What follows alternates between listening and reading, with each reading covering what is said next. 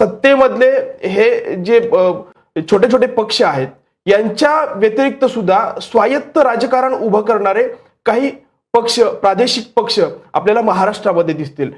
सगळ्यात मोठा प्रयोग जो आहे तर तो 2019 ला झालेला होता वंचित बहुजन आघाडीच्या माध्यमातून, आणि त्याला मोठा उत्स्फूर्त प्रतिसाद देखील मिळालेला होता। म्हणजे ओबीसी असतील, दलित असतील, मराठा असतील, अशा प्रकारचं एक मोठं राजकारण वंचित बहुजन आघाडीने महाराष्ट्रामध्ये निर्माण केलेलं होतं आणि त्याला मोठा प्रतिसाद देखील मिळालेला होता। जर आपण 2019 मध्ये वंचितचा जो आलेख आहे निवडणुकीतला मतांचा आलेख जर आपण बघितला तर सुमारे 7.64% मतं जी आहेत ती वंचितला लोकसभेला मिळालेली होती। त्यातले बहुतांश त्यांचे उमेदवार जे आहेत ते दुसऱ्या आणि तिसऱ्या क्रमांकावरती राहिलेले होते। एमआयएम सोबत त्यांनी युती केलेली होती आणि त्यावेळी एमआयएमचे इम्तियाज जे आहेत ते निवडून देखील आलेले होते।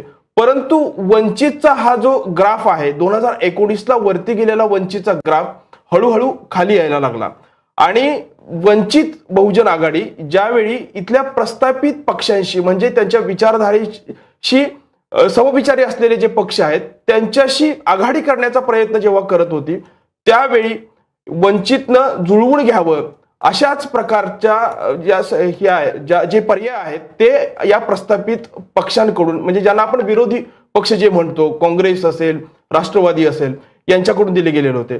पण प्रकाश आंबेडकरांनी ज्यावेळी या गोष्टींना नकार दिला आणि त्यांनी स्वतंत्र भूमिका त्यांची मांडली, कणखरपणे मांडली, म्हणजे आपण बघतो की रामदास आठवलेंची भूमिका जी आहे बरोबर ती भूमिका अगदी लवचिक आहे, सत्तेत घुसण्याची भूमिका आहे, परंतु वंचितांचं राजकारण उभं करण्याची जी कणखर भूमिका बाळासाहेबांनी घेतली, प्रकाश आंबेडकरांनी घेतली, त्यावेळी मात्र हे जे प्रस्थापित पक्ष आहेत त्या पक्षांनी या वंचित बहुजन आघाडीला टॅग लावण्याचा प्रयत्न केला। सगळ्यात पहिला टॅग त्यांच्यावरती कुठला होता? त्यांना माहित होतं की वंचित बहुजन आघाडी जी आहे ती भाजप सोबत जाऊ शकत नाही, जर आली तर विरोधी पक्षांच्या सोबत येऊ शकते, महाविकास आघाडी सोबतच येऊ शकते।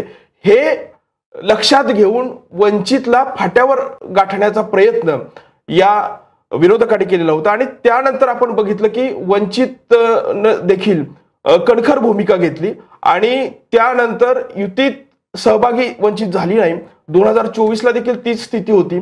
सहभागी न झाल्यानंतर वंचितनं सहभागी व्हावं म्हणून भाजपची बी टीम आहे का, भाजपला वंचित मदत करत आहे, अशा प्रकारचा एक टॅग वंचितला लावण्यात आलेला होता आणि पराभवाचं खापर जे आहे म्हणजे काँग्रेसच्या पराभवाचं खापर जे आहे ते वंचितवरतीच फोडण्यात आलेलं होतं। दुसऱ्या बाजूला वंचितचं जे स्वायत्त राजकारण आहे त्या राजकारणात त्यांनी लोकशाही वाचवण्यासाठी, संविधान वाचवण्यासाठी त्यांनी महाविकास आघाडीमध्ये यावं अशा प्रकारचा एक अप्रत्यक्ष दबाव सातत्यानं माध्यमातून आणि वेगवेगळ्या माध्यमातून ते वंचितवरती टाकत असल्याचं आपल्याला पाहायला मिळत होतं।